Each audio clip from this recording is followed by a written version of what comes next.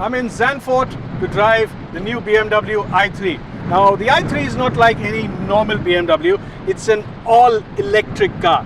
Now I don't know about you, but BMW is this one sporty brand which makes machines you love to drive. And electric cars, on the other hand, are, well, electric. They're full of circuits and batteries, and they're not much fun. They're very Android, they're very robot-like. Now BMW say that this is a real BMW. They say it's got that X factor that makes it fun to drive. They've made a huge amount of investment into it. It's got a completely carbon fiber chassis. They say it offsets the weight of the batteries perfectly.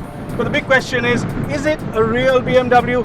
Well, we're going to drive it, we're going to find out, and of course I'll let you know. The new age i3 looks stunning to begin with, especially for a hatch. BMW's new language of curved panel-like surfaces and multiple layers works wonders. It looks edgy, modern, and stays away from being wacky.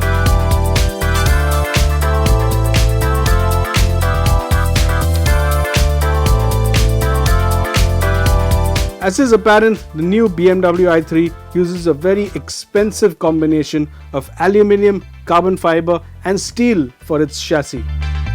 This means it weighs just 1100 kilos. In comparison, the Leaf hits the scales at 1500 kilos or almost a ton and a half. Apart from the light carbon fiber, you also have extruded aluminium bits which take care of all the heavier stuff. Like this front subframe, that's extruded aluminium. This part is made of steel for strength, and as we walk around and look at the inside, this is where the flat batteries are normally placed. They are close to the floor and you actually sit on top of them. And moving to the back, you have the electric motor.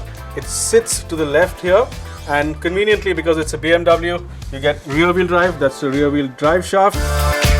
The advanced carbon monocoque shell also helps endow it with what BMW describes as class-leading rigidity.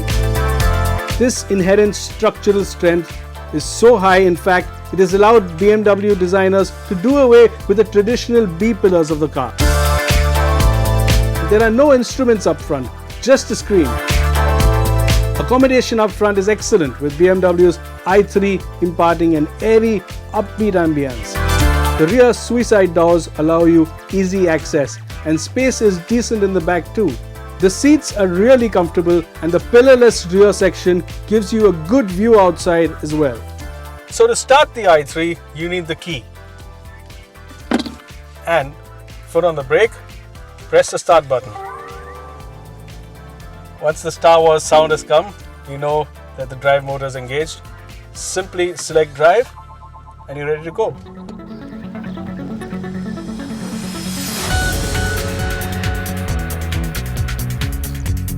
Now BMW say this car drives differently from a normal electric, and to some extent they are right.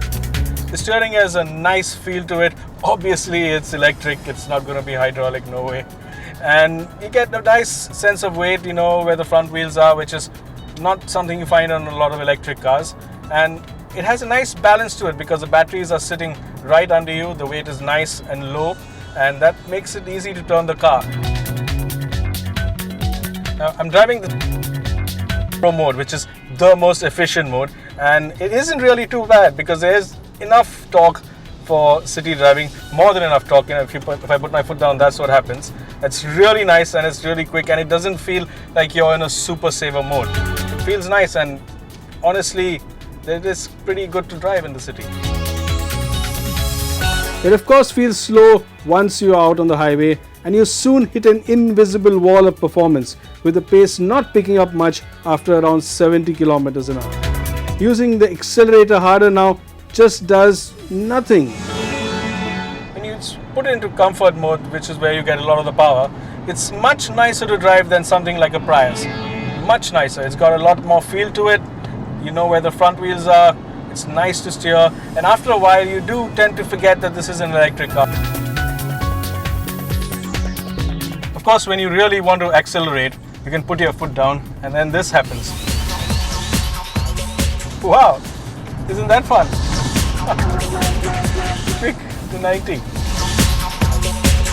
This is because the electric motor puts out an equivalent of 168 bhp, and the electric motor's instant torque means the car takes off the moment you hit the throttle.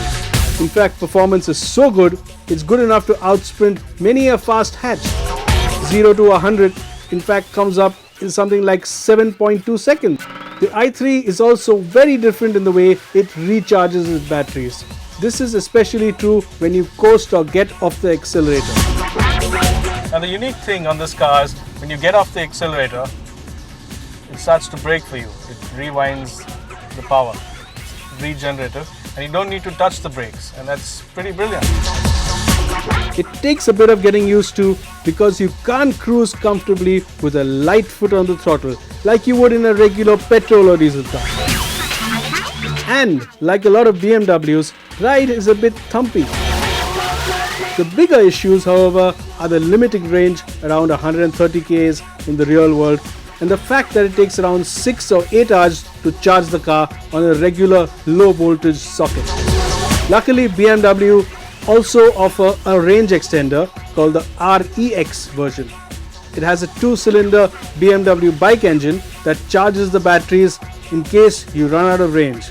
And that, I think, is really quite essential. So the big question about the i3, has BMW made a car that's genuinely front to drive, an electric car that's front to drive? And the answer overall has to be yes. They've really put in a lot of effort. The carbon fiber chassis, the motor, the way it delivers power, the steering, the brakes. It is really a fun electric car. But question number 2, more importantly, is the i3 coming to India? Now, this car costs as much as the 3 Series, roughly, there or thereabouts, and BMW aren't sure whether there's enough of a market in our country. So they're going to look at it, they're going to examine it, they're going to see what kind of response the car gets, and then they're going to decide. Hopefully, we get this fantastic, eclectic little car back in India to show people that small cars can be fun. And so you have it, BMW's i3.